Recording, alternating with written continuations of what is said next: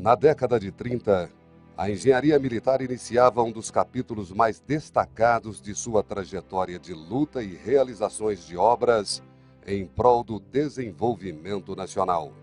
Com a criação dos batalhões ferroviários e rodoviários,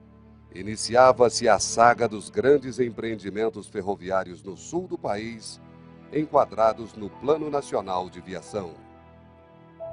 A construção da ferrovia do Tronco Principal Sul, no trecho Mafra-Santa Catarina até Roca Sales, no Rio Grande do Sul, foi assumida pelo Exército Brasileiro por meio de 4 batalhões de engenharia, sediados na região sul do país. Assim,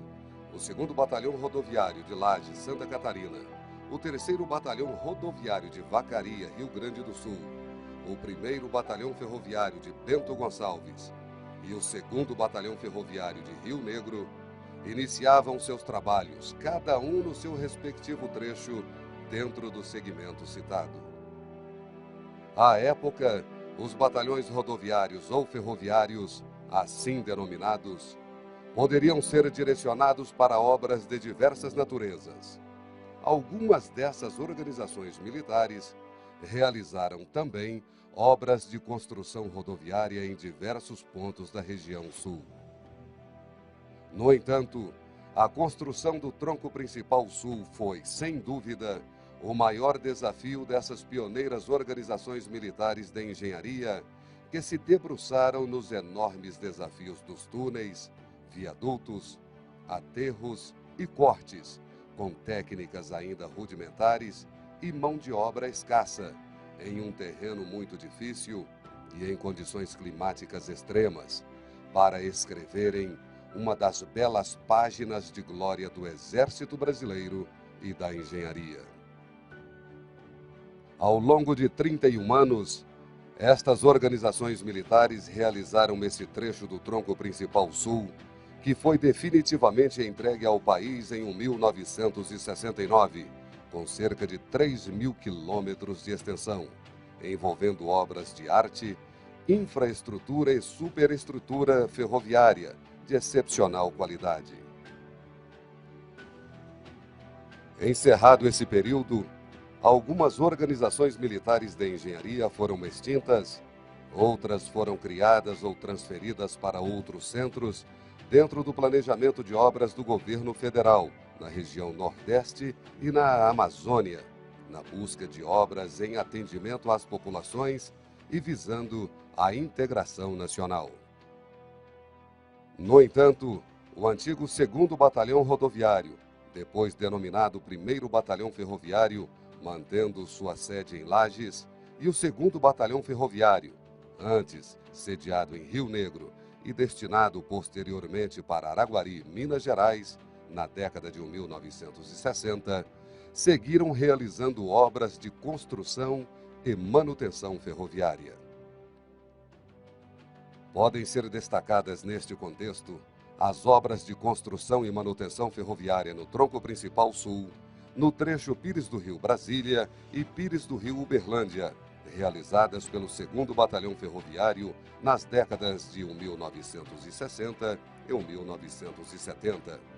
As obras ferroviárias da Ferroeste entre Guarapuava e Cascavel, no Paraná, na década de 1990, realizadas em conjunto pelos 1º e 2º Batalhão Ferroviário, trechos da Ferrovia Norte-Sul, particularmente obras de arte no Maranhão, na mesma década realizada pelo 2º Batalhão Ferroviário, além de pequenos trabalhos de conserva em segmentos ferroviários já implantados.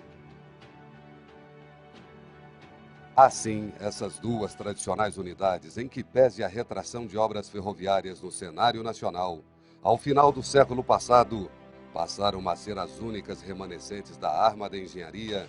que conservaram em suas estruturas organizacionais núcleos de natureza ferroviária, que, ativados, podem constituir subunidades destinadas a esse fim, quando necessário. Esta característica importante é a que as distingue das demais organizações militares de engenharia de construção do sistema de obras de cooperação. Além de possuir capacitação para a realização de obras de infraestrutura rodoviária, aeroportuária, obras hídricas. À semelhança dos demais batalhões de engenharia de construção,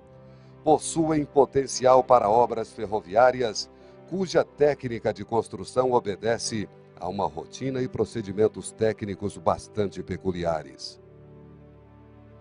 Em meados de 1999, essas duas organizações militares tiveram nova denominação.